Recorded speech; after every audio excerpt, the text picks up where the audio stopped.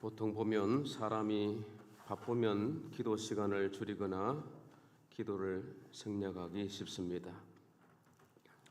예배는 드리는데 기도를 쉬는 사람들이 많습니다. 오늘 아침을 여는 기도, 다윗에게서 배우는 신앙의 생활입니다. 겨울에 물을 뽑아다가 이렇게 닦고 그걸 자르면 바람이 든 건지 썩은 건지 알 수 있습니다. 썩은 거는, 바람 든 거는 잘라서 쏘아주고 또 잘라보면 그 단면이 또 썩은 건지 바람 든 건지 버립니다. 다윗의 일상생활을 이렇게 어느 하나를 딱 자르면 이게 영성이에요. 그게 그 사람의 영성이라고. 우리의 생활도 하나님이 딱 잘라보면 바람 들었구나 하고 병 들었구나 이게 보이는 거예요.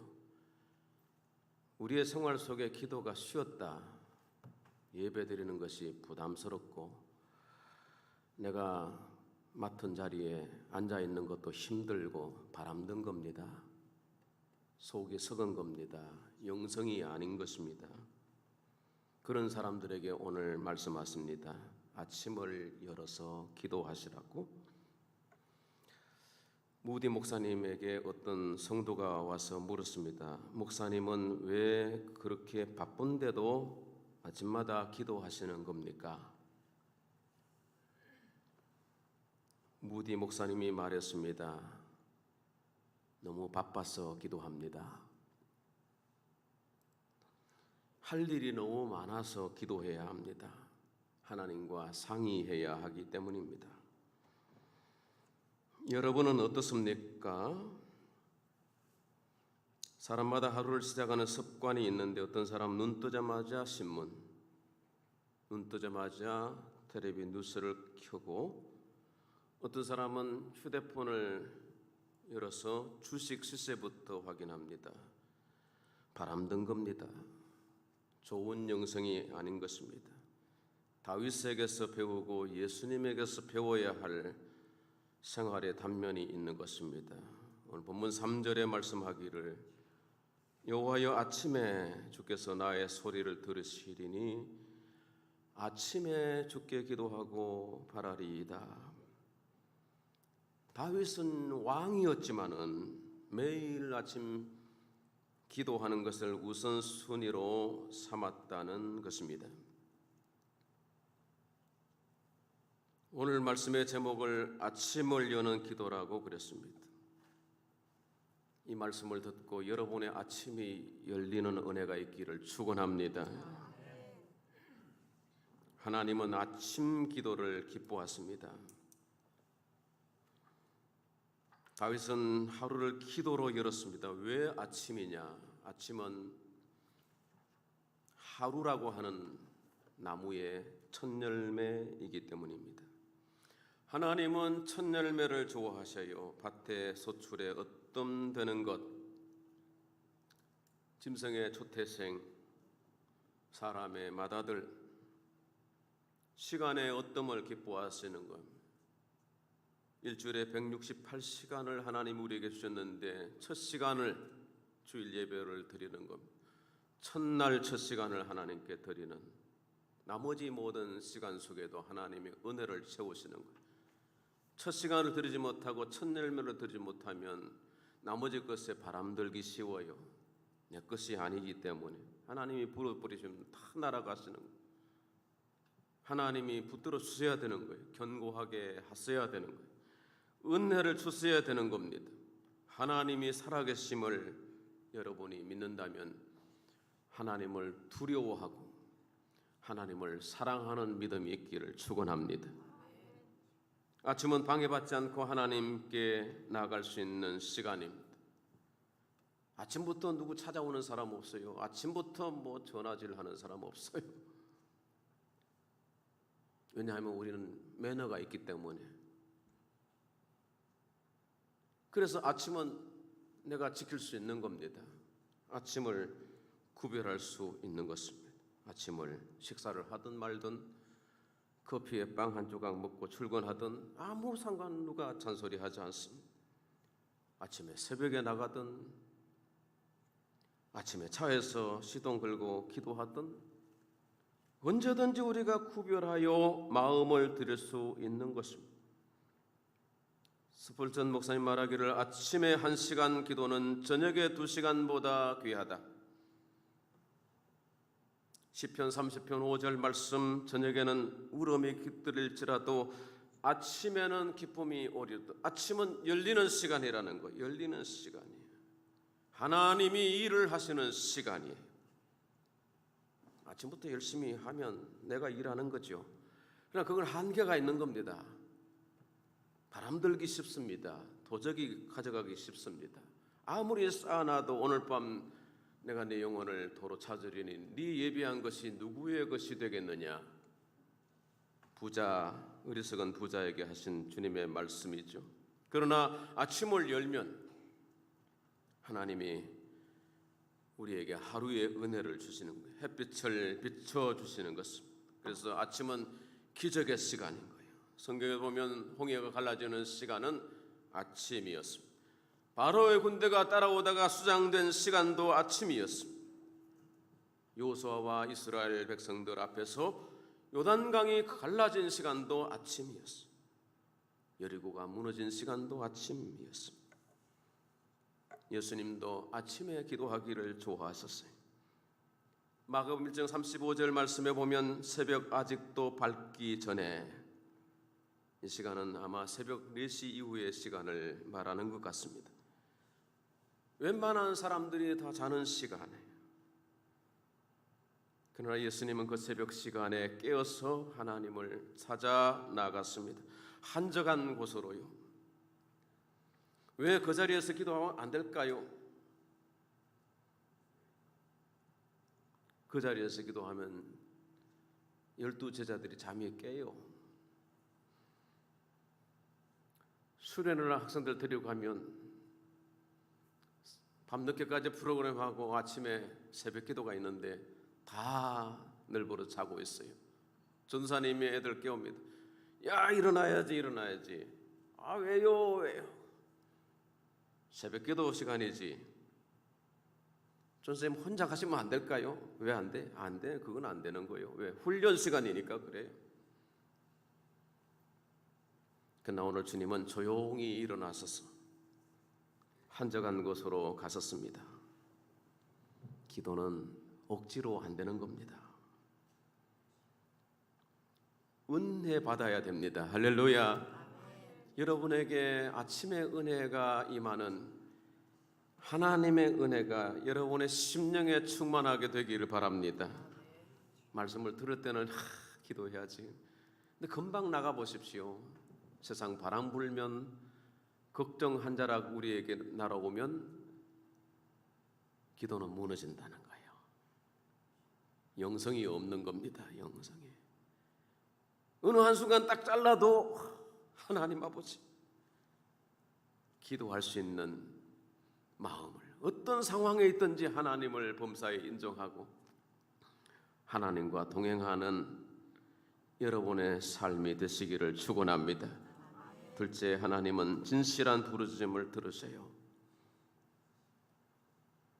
목사님, 저는 기도를 잘 못합니다. 그런 분들이 다른 분들처럼 길게도 못하고요, 아름다운 말도 구사하지 못합니다. 그러나 여러분, 하나님은 기도의 길이를, 기도의 내용을 살피시는 분이 아닙니다. 야, 얼마나 기도문이 화려하고 아름답고 이런 거 보시는 게 아니라 마음의 깊이를 보시는 거예요. 마음의 중심의 진실함을 보시는 거예요. 기도는 마치 전보와 같습니다. 바쁠 때는 그래요. 전보는 짧아도 하나님께 적시, 사람들에게 적시 전달이 되는 것처럼 우리의 기도도, 짧은 기도, 때로는 묵상 기도도, 때로는 급한 기도도 하나님께 전달이 되는 것입니다. 하나님이 두 천사를 우리에게 보내신다 그래요. 하나는 수호 천사, 하나는 배달 천사, 택배 천사가 있습니다. 수호 천사는 늘 우리를 지키고 있답니다. 히브리 인들의 신학이에요. 저는 상당히 일리가 있다고 생각합니다. 또 택배 천사는 뭐예요? 제가 붙이는 이름이지만 늘 기도를 배달하는 거예요. 여러분에게 택배 천사가 있으면 하나님께 전달할 택배가 얼마나 있을까요? 기도해야 우리의 삶이 번성하고 형통하고 또 강하고 담대하게 세상을 이길 수 있는 것은 기도하기 때문이라. 진실한 기도를 하나님이 들으시는 것. 베드로가 물 위를 걷다가 의심하는 순간 물 속에 빠져들어갔습니다. 뭐라고 기도했습니까? 전능하신 하나님 아버지, 오늘 또 좋은 날씨 주시고 일용할 양식을 주시고. 그런 기도 안 했어요. 주여 나를 불쌍히 여겨주십시오. 나를 구원하여 주십시오. 우리 속에 기도의 핵심이 그게 붙들어야 될 기도의 제목. 오늘 다윗이 뭐라고 기도했습니까? 나의 심정을 헤아려 주소서. 2절에 내가 부르짖는 소리를 들으소서. 성도 여러분, 다윗은 지금 어떤 상황입니까? 이 시편 5편의 배경을 보면 아들 압살롬이 쿠데타를 일으켰어요. 압살롬을 도모하는 군인들이 이렇게 궁궐에 몰려들었어요. 그래서 다윗이 그냥 도망을 신하들과 함께 기드론 시내를 건널 때 성경에 보면 울면서 맨발로 건넜다. 얼마나 급했으면 맨발로 울면서 그걸 건너요. 아들 군대와 아버지 군대가 싸우면 이겨도 이긴 것도 아니고 저도 지는 것도 아니고 둘 다 이제 책임져야 될 상황입니다. 진퇴양난입니다. 오리무중에 빠졌습니다. 하나님, 나의 심정을 헤아려 주소서. 다윗은 오늘 쫓겨난 곳에서 광야 같은 바람 부는 험악한 환경 속에서 주께 부르짖어 기도합니다. 너는 내게 부르짖으라. 내가 내게 응답하겠고 네가 알지 못하는 크고 은밀한 일을 내게 보이리라. 할렐루야. 한나는 성전에 나가서 통곡하며 기도했습니다. 마음이 무너진 날이었어요. 버린나가 충동질을 일으키는데 너무 힘든 날 성전에 나가서 통곡하며 기도했을 때 하나님이 그의 기도를 들어주셨어요. 아들을 주시면 내가 하나님의 전에 드리겠나이다 서원하였습니다. 서원 기도하려고 간 게 아니에요. 하나님이 서원케 하셨고 서원한 그 아들을 하나님이 받으셔서 사무엘 그를 시대의 리더로 세우셨습니다. 하나님께 첫 열매를 드렸더니 둘째 아들, 셋째 아들, 딸들도 줄줄이 하나님이 낳게 하셨어요. 태가 다친 게 아니었어요. 하나님의 때가 있었던 것이. 히스기야는 벽을 향해서 울며 기도합니다. 주님, 나의 병을 고쳐주십시오. 나의 중년에 나를 데려가지 마옵소서. 종기가 걸렸어요. 암이 걸린 것 같아요. 의사가 와서 이제 왕이시여 삶을 정리하시고 유언을 남기십시오. 도무지 받아들일 수가 없어요. 통곡하며 탄식하며 기도했는데 하나님이 그 기도를 들으셨다 그랬어요. 그래서 히스기야는 15년을 더 살아요. 하나님, 내가 하나님이 기적을 베풀어 주신 것에 기적을 표적을 보여주십시오. 해 그림자가 뒤로 10도를 물러가요. 하나님은 사랑하는 자의 부르짖는 기도를 들으시는 것입니다. 에스더가 죽으면 죽으리다 기도하며 나갔을 때에 민족을 살리는 역사가 일어났습니다. 시편 20편 4절 말씀하기를 네 마음의 소원대로 허락하시고 네 모든 계획을 이루시기를 원하노라. 할렐루야. 하나님이 우리의 소원을 묻고 있습니다. 너 소원이 뭐냐? 너의 계획이 무엇이냐? 우리는 수많은 소원을 가지고 있고 수없이 계획을 세우고 있습니다. 그러나 중요한 것은 그 기도와 그 계획을 하나님께 아뢰는 것입니다. 하나님은 진실한 자의 부르짖는 기도를 들었을 줄로 믿습니다. 세 번째, 하나님은 성전을 향해서 기도하는 것을 기뻐하십니다.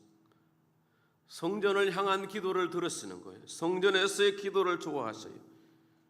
7절 말씀하기를 오직 나는 주의 풍성한 사랑을 힘입어 주의 집에 들어가 주를 경외함으로 성전을 향하여 예배하리이다.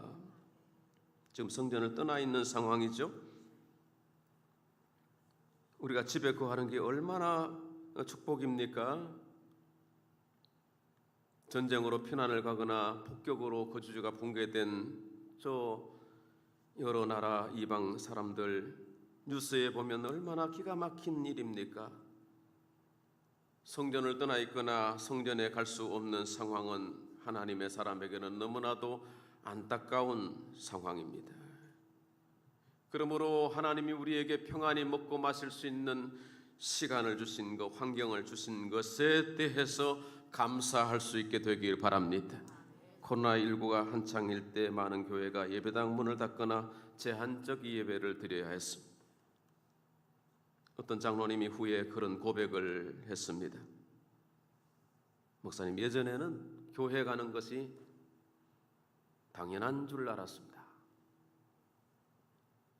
때로는 피곤하다고 예배를 건너뛰기도 했습니다. 그런데 몇 달 동안 예배를 갈 수가 없게 되니, 교회당을 나갈 수 없게 되니 교회 문을 드나드는 그 생활이 얼마나 큰 은혜였는지를 알게 되었습니다. 코로나 끝난 후 사람들은 두 가지입니다. 교회 안 나가도 여러 가지 다른 방법으로 예배할 수가 있어요. 그 예배당을 멀리하는 사람이 있는 반면에 이 장로님은 이렇게 고백합니다. 코로나 환란을 통해서 제 마음이 하나님을 향해서 활짝 열리게 된 것 같습니다.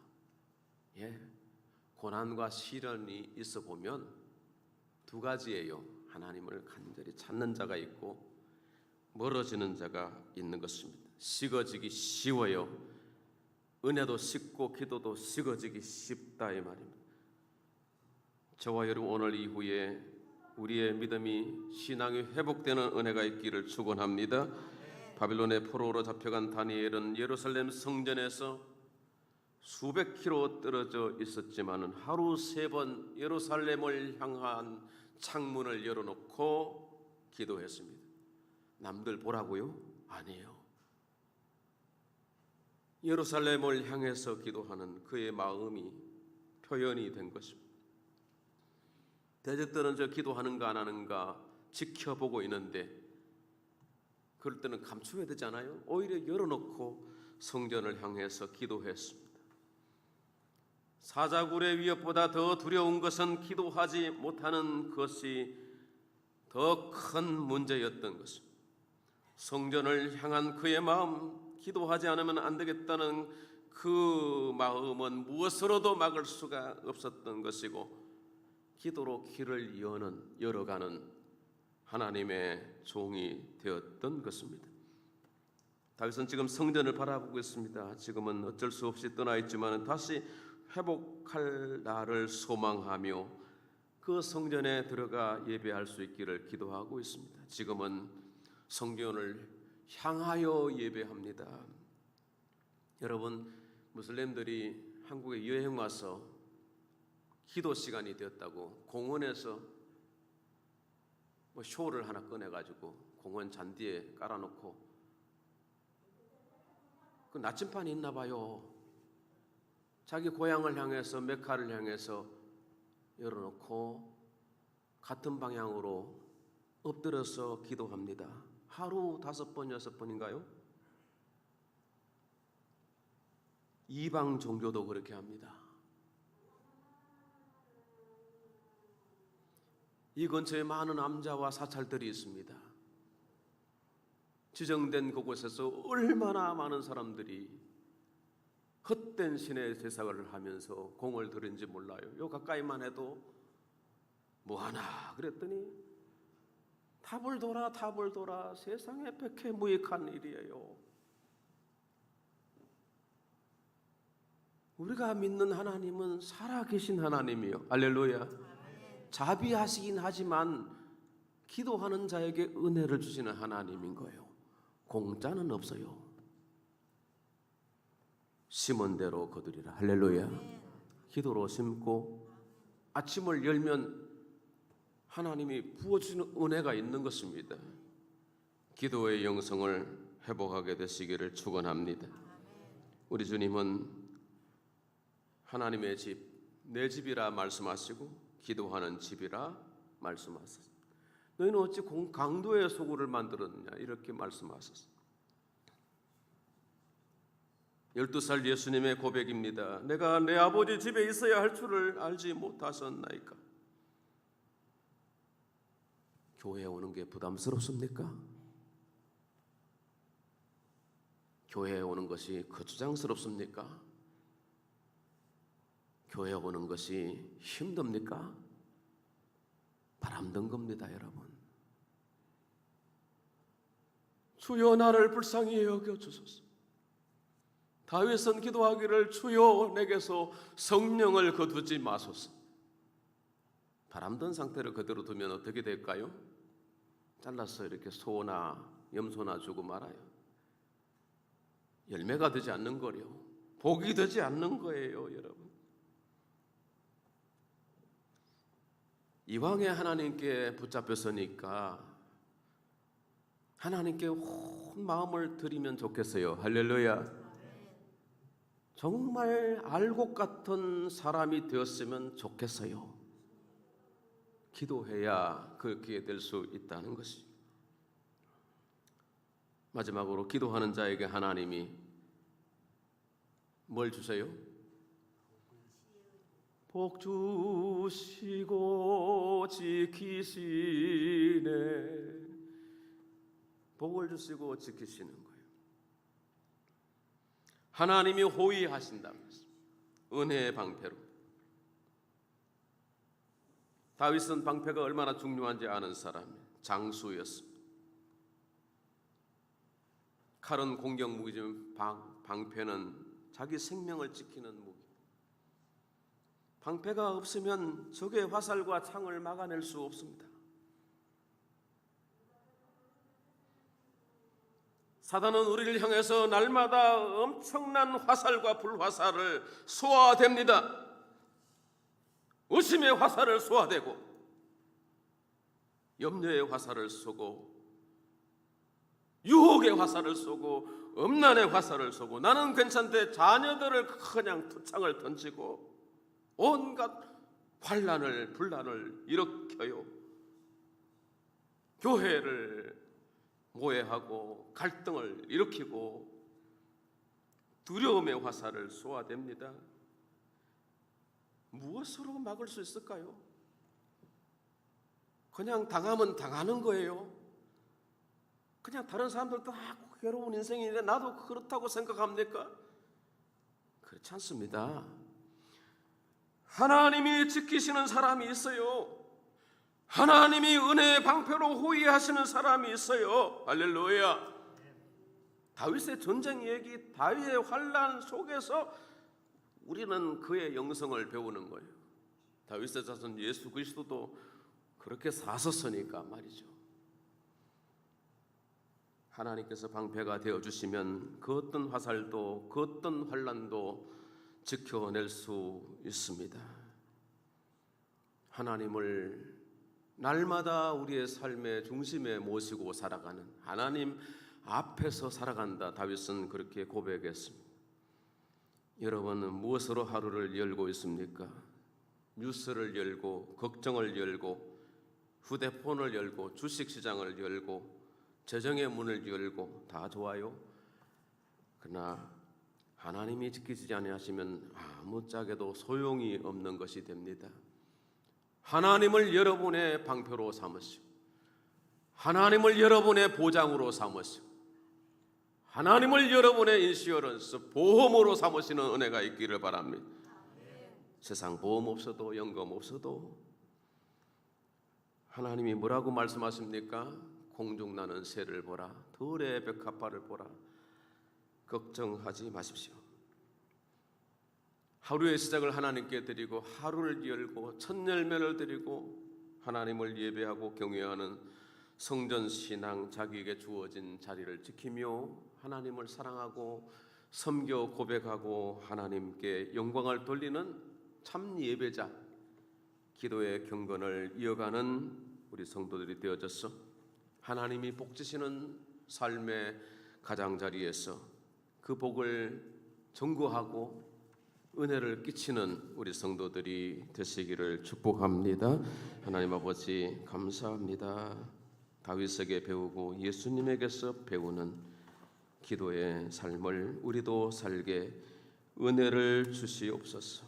예수님의 이름으로 기도합니다.